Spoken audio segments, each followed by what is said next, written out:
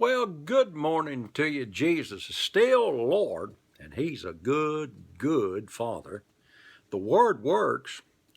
The devil is defeated, and it's not your job to make the Word work. It's your job to believe the Word, and it's God's job to make the Word work. He said this over there in Isaiah 55:11, "So shall my word be that goeth forth out of my mouth. It shall not return unto me void, but it shall accomplish that which I please." Or in other words, the word has to do what it says it will do. Now, I've been talking to you a couple of days here, well, about a week on strife and avoiding it. In 2 Timothy chapter 2, verse 24, 25, and 26, it says, "The servant of the Lord must not, ought, should not, he cannot be in strife." And then this is where the biblical definition of strife is.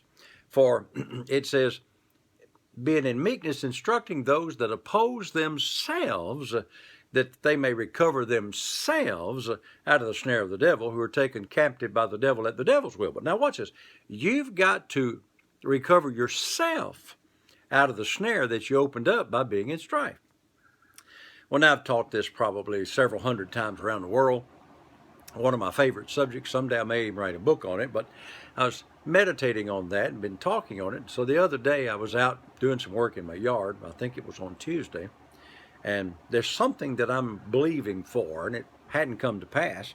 And I just got a little frustrated with myself. I said, well, it's my fault. Because you see, God never fails, and His Word never fails. And so something that I wanted or needed to repair, I'm not sure what it was. And I got the same situation today, which this is Friday that I'm doing this. And I said, I'm just missing it. I'm just dumb. I guess I'm not in faith. Here's God's man of faith and power, and I'm not getting it done. So, look at me. You dummy, why don't you just get this straightened out? And the Spirit of the Lord spoke up to me and said, "You the one that I wrote that to, peradventure that they might get themselves out of the enemy's hands for those that oppose themselves." He said, "I call you blessed. I call you saint. I call you filled with the wisdom of God." And there you are talking about how dumb you are and how you must have missed it. Listen, you cannot be in strife with yourself. I know you hadn't thought about that, but so many times, "Oh man, I said the wrong thing," or "Oh man, I did the wrong thing," or "Oh man, I'm just dumb," or "I guess I'm just eat up with the stupids." No. That's being in opposition to yourself, and you're in strife with yourself. I'm not saying that you're the smartest person in the world. We've all made some mistakes, but quit centering in on the mistakes and start centering in on the good things that you did.